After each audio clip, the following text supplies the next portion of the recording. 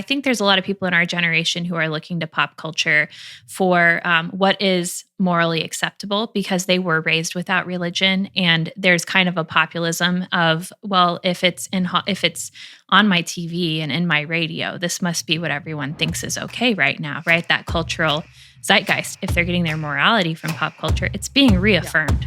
Hi, welcome to Wild and Beautiful. We're Joanna Hyatt and Lauren Enriquez, your co-hosts who every week are helping you live out your faith in a way that's biblically rooted but culturally relevant.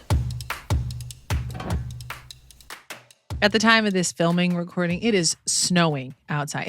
It's snowing. We are in March and it is snowing, and not just like flurry, it's blustery snow. I cannot. No, thanks. I've never even actually been in that in real life. I only know that like image from movies and news programs. Wow. Okay. We're real. I've never experienced it. Yeah. It's sunny and 72. I'm in like a sweater and like a poncho blanket thing. And I'm in a t-shirt. I cannot. T-shirt and sliders. I can't, my I might have said this at some point, but the literal only criteria I had for picking a college was it needs to be Catholic and south of the Mason-Dixon because I can't do cold. And there was only one college that fit that criteria, so that's where I went. It's the only place I applied. And when they asked, why do you want to go here? You said, because you're south of the Mason-Dixon line. Because it's Catholic and warm. Listen, I went to a warm college. I went to school in Southern California and it was great. But here's the problem. All the lovely, like good warm, not gross humid, no offense to Houston, but gross humid, lovely warm weather places, destroyed. They've been destroyed because there's really only one. It's called California and it's been ruined. I know. It's very Jose, literally, we were driving the other day and he said, this is such a nice day because it was one of those rare days where it's, sunny and 75. And he goes, but I'm so glad it's not like this year round because it would be so expensive to live here if it was. The humidity keeps your cost of living down. Yeah, it's a trade-off, but I'll take it. At this point with the snow in March and the politics of Washington State, I am seriously questioning this week why I live here. But anyway, that's a conversation. It's so beautiful. Every time she said, it is beautiful. When I see it the is pictures. Beautiful. We also got, like our property tax bill this week. Like all the things. And you're just kind of going, is it worth it? Yeah. But it's beautiful. Yeah. It is. It's one of the prettiest places in the country, in my opinion. We drove through it. Where were we driving? I don't know. A couple weeks ago, we were driving for like an hour from here into Idaho. And it's like, this place is gorgeous. It's really too bad the politics aren't beautiful. You just can't have it all, can you? No, you cannot. Heaven will be like a sunny 75 with a Spokane, landscape and Christian values. Look at that. Win across the country. Okay, so friends, we're not talking about weather today, but I just need you to feel sorry for me. Thanks so much. We're going to talk about pop culture. In case you're wondering how that ties into faith, we will find a way to get there. Don't you worry. We always do. But Lauren, had expressed wanting to talk about Netflix at some point. She doesn't remember having said, but we're pregnant, so we forget a lot of things. And that's true too. There were just some things that have popped up sort of in the last couple of weeks that we thought these tie in together really well in terms of what does pop culture have to say about the time we're living in? Kind of what is the general role of pop culture different than high art? That's a different conversation. That would be like really beautiful paintings and films and things that have sort of endured. And we'll contrast that a little bit. But diving into pop culture, which can include comedians, which can include things that are written, art sculptures, but sort of things that are speaking to the now. And how should we as Christians be engaging and approaching it? Yeah, there's this term I like, cultural zeitgeist. A lot of people might be familiar with it, but it just means like the collective attitude of a culture at any point in time. And I feel like pop culture is the pulse on what's the cultural zeitgeist. And we can like objectively stand back and say, the cultural zeitgeist is not good right now, or it is good. There are certain points in history when pop culture has been really good. So obviously the 80s music was the high point, and then it just went downhill from there. Okay. All right. It did perk up for the boy bands, which I know Lauren just loves. But other than that, it's just been sort of a wasteland for the last 20 years, 30 years. 40 years. Rush was My a good Lanta were in moment. the 20s, so it's been 40 years since the 80s. We don't need to talk about that. Neither one of us is 40 yet. Truth. So. Okay. So let's talk about some of the things that sort of launched this conversation for you and I back and forth. You and me back and forth. The Chris Rock comedy special that came out. Now, we're not necessarily recommending that people watch this because it is a little crude, a lot crude. But people have been commenting on it, which that was one of the things that got us thinking about this. And then the hideous, it's just hideous. I don't know any other word. Hideous sculpture that was put outside of, what is it, Times Square, Wall Street? Yes, I know what you're talking about, and it's in New York, but I don't know where. It's meant to represent like women, and it's this gold statue that doesn't have a uterus. It looks like a Barbie doll in the sense that it's missing all the anatomically important parts. But it has sort of this Medusa hair. It has a Ruth Bader Ginsburg collar to give sort of an homage to her. And it's just also kind of ugly, but an interesting statement, again, which we'll touch on. It is an interesting. And so was there any other ones that were sort of for us highlight?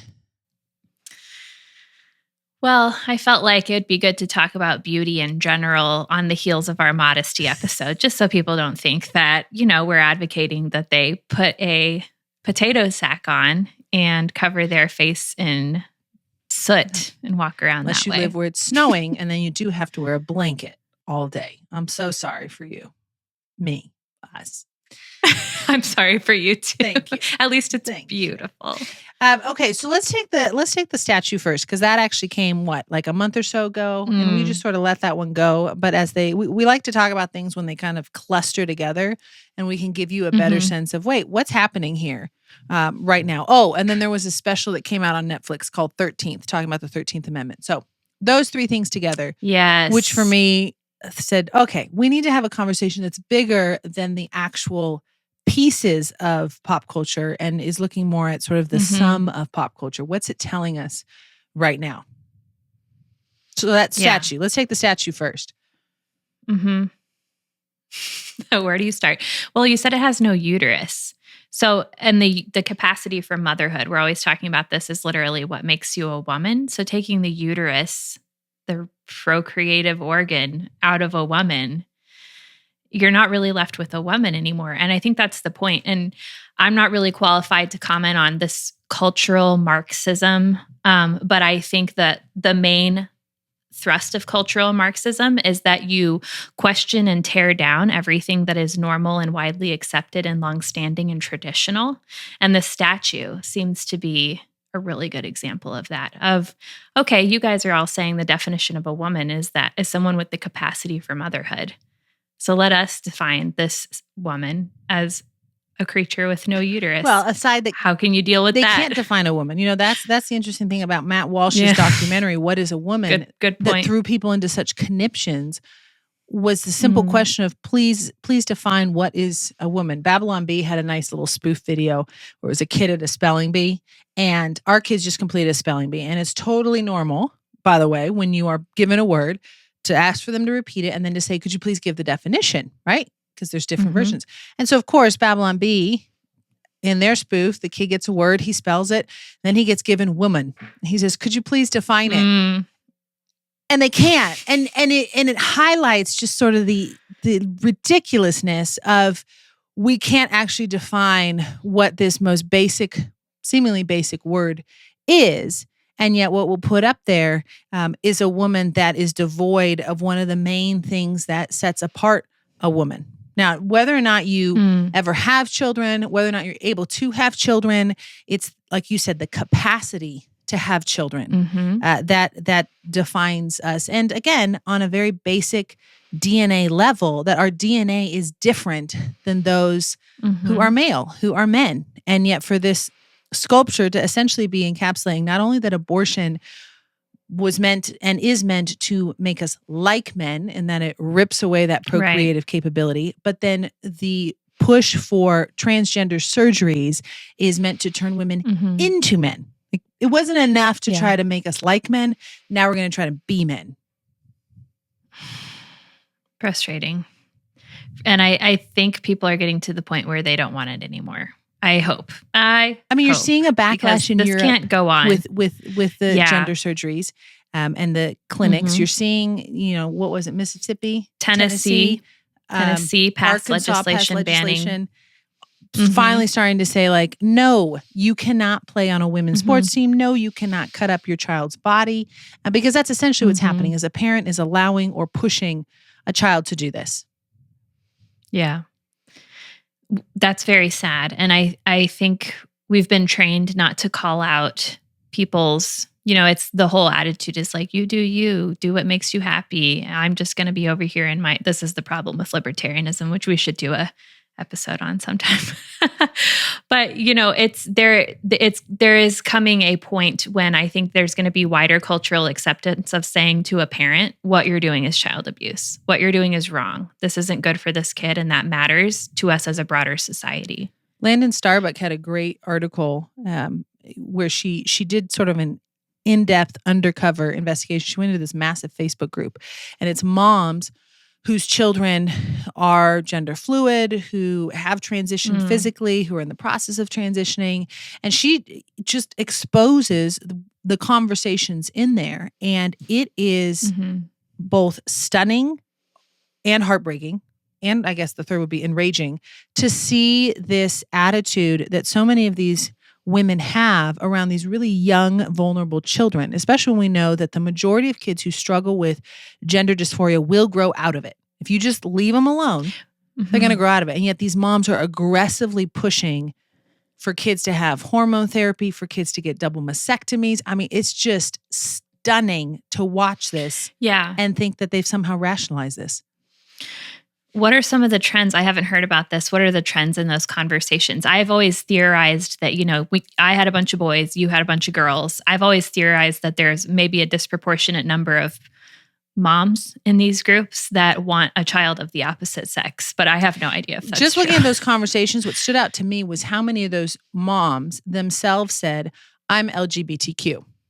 I struggle with, and they wouldn't call it a struggle, but they are somewhere in that gender spectrum. And I will say it's a different conversation for adults versus kids, but to see these moms basically pushing and living out in their kids, maybe what they didn't get to do as kids, I don't know. But I thought that's an interesting correlation, that as a mom, these are the issues that you are dealing with, and now your children are picking them up. And how common is that to project onto our children any psychological problem we have? And what's bizarre is in this group, the kid is called My Reason.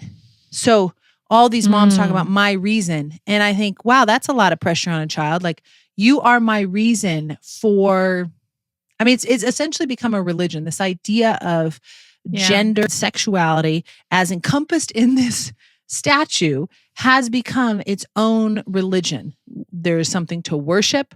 There are rituals. There are practices. There are community. I mean, we could do a whole episode on religion in the sense of sort of the organized parts of it. And you see this popping up among this community. And I see these moms and I think, what happens if your child changes their mind? Are you a safe place for them to be able to say that? Or are you pushing so aggressively? Then that's a struggle for any parent, right? Like, really letting your child flourish versus putting your own perceptions on them, but also guiding them towards what is healthy. And I watch these moms guiding their kids towards what is not healthy. Not healthy. Right. Yeah. And sometimes you need to be told, like, at some point it is a mercy to the mom to say, to provide like a straight line for her and say, this is not good for you or your child. And I think we're doing a disservice, obviously, to the children, the primary victims, but we're also doing a disservice to the parents by not having any objective standards that we insist that parents as a society follow. And I, again, hope that people are really waking up to that and that there's going to be a backlash in a good way. That's a great point, and a good reminder to stay compassionate for those who are in it, because I think you're wrestling through your own stuff. And now you've got a child, like, man, there's just so much brokenness there. And you probably don't have anyone in your circle speaking something different in a way that is loving and still respectful and you'll hear them. Yeah. And tying it back to pop culture, I think there's a lot of people in our generation who are looking to pop culture for what is morally acceptable because they were raised without religion, and there's kind of a populism of, well, if it's on my TV and in my radio, this must be what everyone thinks is okay right now, right? That cultural zeitgeist. And when parents are seeing, okay, Peppa Pig now has a show with 2 moms, and Arthur has a show with 2 moms, and Blue's Clues has a pride parade. They're seeing, and then not to mention, it's in adult shows and teen shows. They're seeing, if they're getting their morality from pop culture, it's being reaffirmed. Yeah. So yeah, providing that alternative to people who maybe they're seeing it and thinking, this isn't really where I want to go, but I've been taught to go where the pop culture goes. So I guess this is where we're going. Providing that alternative to them is becoming really important. Thank you, Lauren, for bringing me back from my soapbox to the topic of the day. No. Good. Which brings us to the next issue, which was the Chris Rock comedy special. Because he does the exact opposite. Mm-hmm. Yeah. Again, this is not me endorsing it because there is swearing and some crude jokes, but he destroys, like he really takes to task these sacred pillars of what culture has been protecting and applauding. He takes to task this sort of a need for attention that like we all are a brand and we're putting our stuff out there and like me, heart me. Yeah. He attacks this victimhood mentality that you're seeing is so prevalent, particularly, I'm going to go on a limb and say, the transgender movement and the Black Lives Matter movement preys on this victim mentality by really reminding people you are victims, woe is you. Mm-hmm. He goes after that one. It's currency. Yeah. And it's how you keep people locked into essentially submission. If they never feel empowered, then they're going to always feel dependent on you, the provider, protector, whatever it is. Mm-hmm.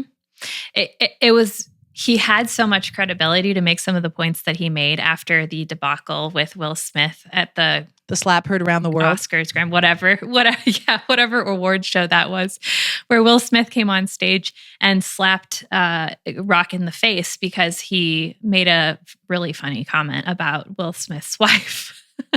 And I love in the opening of his special, he says, like, anyone who says that words are violence has never been punched in the face before. Words are violence when they're written on a brick and thrown through your window.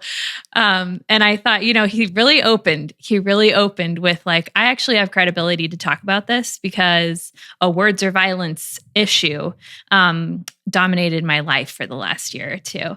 And he goes on to make a lot of comments that obviously no one listening would agree with. But he makes a lot of observations about the culture that are spot on. And I love that comedy as a part of pop culture, it's like the place where you can say the truth and no one can really shut you down for it, because at the core of all of us, we all know that things are funny because they're true. Well, that's when comedy's at its best, right? I think we're coming out of this period, thank goodness, where every comedian was sort of silenced. If you wanted to attack anything that was actually going on, you couldn't, because it was like the untouchable. And then you see Dave Chappelle buck that system a year ago and be like, no, I'm going to do it. And then you see Chris Rock. I mean, he also took abortion. He says, he's crass about it. He's like, I've probably had more abortions than any of you women in this room. He said, but we're killing a baby. I mean, he calls it for what it is. And the audience just sort of nervously laughs like, are we supposed to laugh? Are we laughing at ourselves? Are we laughing with you? Like, they don't even know what they're laughing at. But we're finally in this place where comedians can do what they're supposed to do, which is to call out essentially both sides. That's when comedians are at their best, when they make fun of the left and the right. Oh, for sure. The late night shows back in the day, that's why they were hilarious, because they would look at whatever had happened in politics that day and they'd make fun of the Republican one night and the Democrat the next night. And everyone watching could unify around the fact that some of this is absurd. Yeah. And we can all acknowledge that it's absurd, but now we're being forced to pretend that everything, if you're a Republican, everything the Republicans do is great, even when it's absurd. Yeah. And if you're a Democrat, everything the Democrats do is great, even when it's absurd. And we all know that some of the stuff that's happening, or a lot of it, most of it, is absurd, but we're not allowed to say that anymore. And that's why the comedians are such a breath of fresh air. And I love how they can't get canceled, like you pointed out. Which that's probably a question too. Like, what is it that, someone like a Chris Rock or Dave Chappelle cannot get canceled? Mm-hmm. And they'll make comments for an hour that if any of us read one line of it would get us just obliterated by the mob. And yet somehow, for sure. I mean, even Louis C.K. is back. Yeah. Like, what? But then guys like Stephen Colbert, I'm like, you're not funny because you don't know how to go after both sides. No, he's not. Right? Like, no, that's very true. And yeah, he actually goes after things that make sense and supports things that don't. And it's not funny. Like there's a difference between clapter, where you're clapping because you're affirming their political position, and actually laughing. I think I have a theory about cancellation, and it's that these big comedians can't get canceled effectively because, as we've talked about, you can't really be canceled without your consent. But especially, so the canceller, it makes a proposition of, I want to cancel you, but it doesn't work unless the culture and the person they're trying to cancel agree to be canceled. So in Chris Rock's case, Dave Chappelle's case, they all said, well, that's nice that you're trying to cancel me, but I reject it. And the culture around them who loves hearing their comedy, the corporations that can make buku bucks off of them, like Netflix, they were like, well, that's nice, but we're going to keep putting him on the stage because he's making us a bunch of money and people are going to keep showing up because they love him. So this proposition of being canceled was just rejected. Now, those of us that are obscure and unknown and don't have corporate backing, it's harder for us because we can kind of get canceled. We can have really bad things happen to us as a result of someone deciding to cancel us, but we can still refuse to consent, refuse to apologize if we didn't do anything wrong. But I really enjoy watching the comedians who become the targets of cancellation because they're just like, no, I'm good. And they're coming back. I think it's, you sent me an episode from Ben Shapiro of just like, comedians are finally turning against this cancel culture, woke, everything is sensitive. Everyone has an identity. Everybody's a victim. They're turning on it. And they were just finally calling out the ridiculousness. Wow, that's not a word, friends. They're finally calling out how ridiculous it is. And it gives the rest of us room to go, yes, thank you. I mean, I bet we will see a comedy special in the next year or two on COVID, on the origins of COVID, on the vaccine debacle. Oh, for sure. It's happening on Saturday Night Live. Yes. I mean, what's his name? That actor. I know who you're talking about, but I don't know. Willie Harrison. Willie Hardy? No, my husband died. Anyway, he's a little bit. Harrelson. Yes, Woody Harrelson. Somebody Harrelson. Woody Harrelson. A little bit of a loose cannon. But we did it. We did it, guys. We got there. He did an opening talking about a script, and then he said, that's ridiculous. No one believe it. And he basically laid out the whole premise of COVID. So we're getting there. We're getting there. And that's actually refreshing. So in that sense, I think pop culture, while there are some things that are a little discouraging, there are some things that are encouraging. And pop culture, to me, reflects back what is happening in that culture at the time. They're not necessarily long-standing pieces that are going to persist for hundreds of years.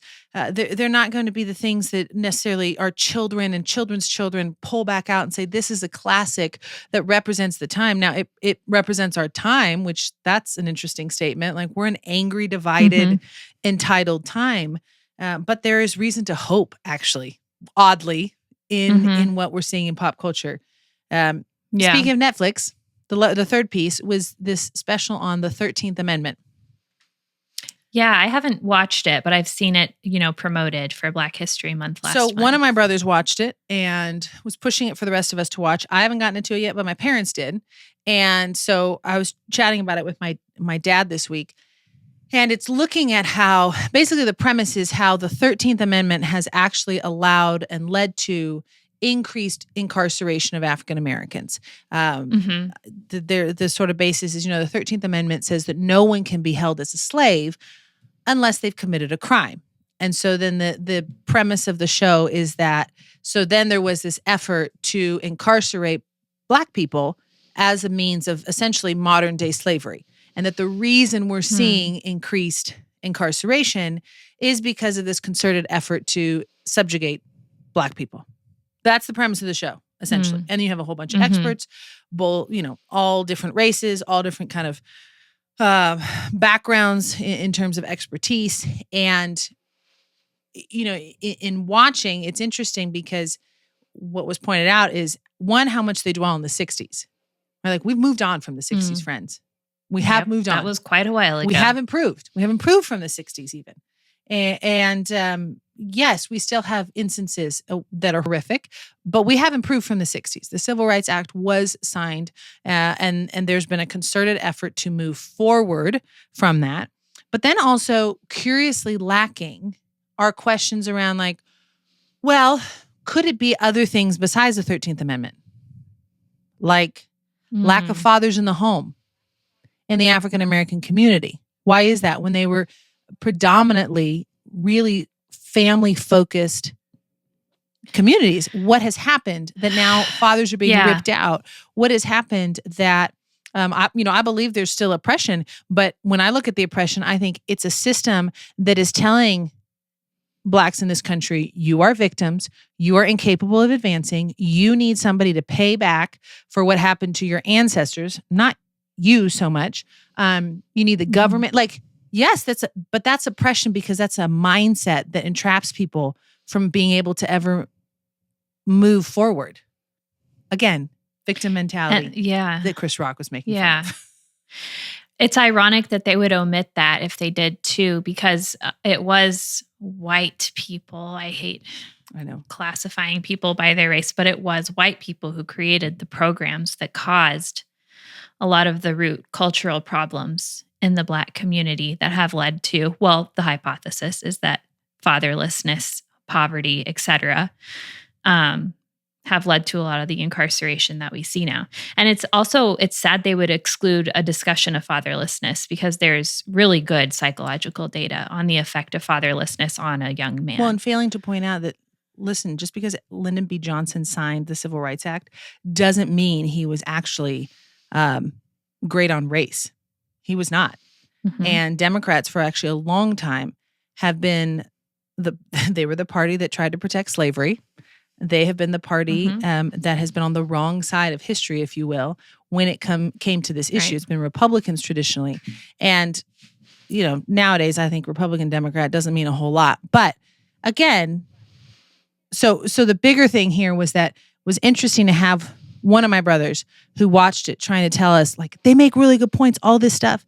And the rest of us are kind of going, but did they talk about this? And what about this? And what it brought home to me was the bigger question of, how do we as a people consume pop culture and be discerning in our consumption? Because everything that's being put out is not necessarily true. Even Chris Rock, right? Like, you can watch it and to be able to know that part is accurate, that part is not. That's to me, you can constantly be consuming pop culture, but if you're consuming without being discerning, we're going to be in a tough spot. Still, you're just going to take whatever is told you as accurate. Right, which is the problem. People are turning to pop culture as their moral compass, and it takes a lot. We turn to pop culture to relax most of the time. We don't want to have the extra pressure put on us of, well, now you have to watch this with a scrutinizing eye, and now you have to parse out truth from fiction here. We just want to enjoy it. And I was listening to a good interview about beauty. There's a guy who wrote a book called, I wrote it down. I think it's called Beauty, What It Is and Why It Matters. His name is John Mark Miravalle. But he did an interview where he talked about how we've kind of lost our ability to experience beauty because beauty is order with surprise. I love that, order with surprise. And he said, banality is we go to work and we have order without surprise. So our lives tend to be very banal at our workplace or in our school where we're following a really strict schedule. We're attending these boring meetings. We're doing something that is not exciting, not surprising. And then we go home and we turn to shock, which is surprise without order. And beauty is that combination of order and surprise. And tying it into pop culture and what we do for entertainment, I think what will make our experience of pop culture a little bit more discerning and easier maybe is if we make sure we're carving out time for real experiences of beauty. We did an episode on leisure, and we talked about Joseph Pieper's book, Leisure, The Basis of Culture. And there's a big connection between experiencing beauty and carving out time for leisure, because the experience of beauty forces you to stop, observe the order and the beauty in the world around you, in music, in art, in books, in people, and just appreciate the God who made them, which is why a lot of times the pop culture is not beautiful, is because real beauty has to subjugate our creativity to the order and creativity of God. It's a good interview if you want to learn more about beauty. I'm going to put this, it's like maybe an 8-minute interview with this author, so you don't have to read the whole book, but it was insightful to me. Well, and that speaks to the big idea that we are ultimately spiritual beings. And so what we consume, what we engage in, what we do matters. I mean, you always hear health kicks of like, you should moderate what you drink and you should moderate what you eat and all, you got to work out. But I wonder how many of us are consuming elements of pop culture that are actually harmful to us. Even like people who are faithful followers of Jesus Christ, to say, okay, what I listen to, what I spend my time reading, that's why porn impacts us. That's why music does impact. Some music will pump you up. Some music is more melancholy, but it has a physiological impact on us. And as we're consuming pop culture, I find a lot of us aren't taking the time to your point, get away in order to be able to think for ourselves, to engage with reality and say, okay, I'm watching things that that's not necessarily true to reality. I know you made the joke at the beginning, the snow you've ever seen is in movies, but if you've only seen it in movies, you don't know what it's like to then try to drive in the snow. I have no idea what it's like to try to drive in snow. I slid into and that's a good point, because so you don't know how to drive in it. Still working on it.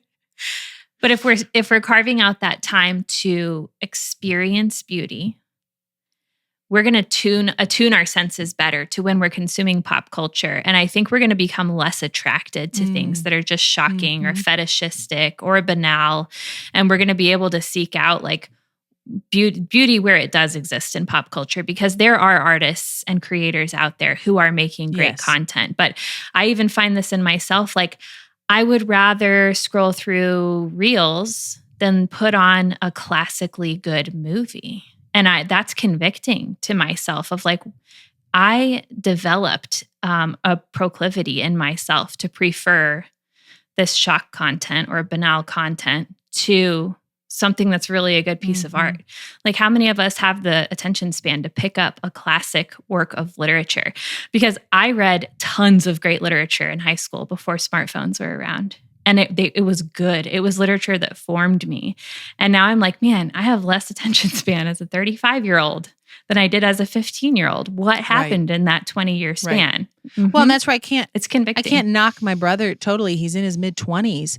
And he sat through an hour and a half documentary to watch something. But he's been raised in this culture that really, with the advent of smartphones and access to so much information, has made us less able to consume good information. And he is just a product of his time, essentially, because he is not rooted in a historical context. He doesn't have that rich history. Even at 35, you're going through reels, but you have the foundation of those classics, and you have the foundation of having been formed in the history of the world, of this country, of our faith, that then allows you, probably without even realizing it, to sort of discern as you're consuming, oh, that's funny, not true. Funny, true. Boom, boom, boom, boom, boom. But if you don't have that context, you don't have that foundation, everything that's coming in, you're just trying to say, okay, I guess this must be true, and this must be true, and this. And so exhausting. It's exhausting. And again, not to harp on COVID, but I think that was one of the big problems, right? You had one group of people that said something seems suspect, and the other group said, no.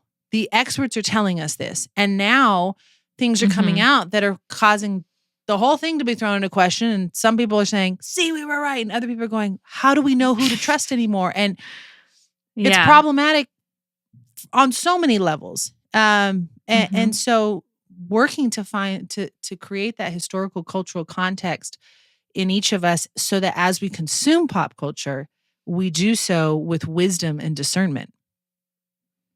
But it's real. I mean, speaking of pop culture, you brought up ChatGPT today when we were chatting. It's becoming a big thing. You know, I work in the marketing and communication space, and it's huge. Like putting, prompts into ChatGPT and letting an algorithm spit out what's going to be the most attractive and attention-grabbing way to communicate that. I've been thinking through it a lot because there's really good people using ChatGPT for great reasons, but I fundamentally have a skepticism of it. I'm also a really late adopter when it comes to new technologies. I tend to want everyone else to beta test it, make sure we actually like it before I adopt it. So that's part of it. But I think my fundamental discomfort with ChatGPT AI writing is that writing is first an art. It's an act of creativity. It's an act of like participating in the creative act of God, if you will, before it's a science that can be dictated by an algorithm. And I'm uncomfortable with outsourcing the determination of what is good to a computer. I think there's something fundamentally human about that. That's just a part of pop culture that I've been thinking about a lot because of the space that I work in. And I don't want to be scared of how it's going to affect how we communicate in the future, but I am very guarded about it, and I'm not ready. I'm not ready to adopt ChatGPT yet myself. Well, and I've heard that some of the questions, when you ask a question to ChatGPT, the answer is more biased towards a sort of a progressive worldview. Right. Because somebody had to create this computer. Somebody had to input it. Yes. Somebody had to say which are the things that you should pull from as your basis of information and which are the things that are misinformation. Don't spit that back out because so that for me causes problem. I mean, they're rewriting Roald Dahl's books so that, James and the Giant Peach is not as offensive because of how it describes the fat ant.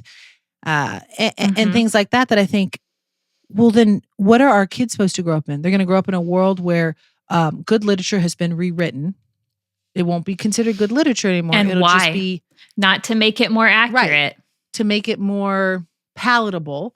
And then they're going to have a computer program that writes for them and does the work for them. But where, even in that, I'm thinking, well, where's the tone? Where's the emotion? Where's the experience that informs the writing? And there's a horrifying horror film out there right now called Megan. And it's this idea of a robot child that is a friend for another kid that basically learns and adapts and takes their directive to protect the child to extreme measures.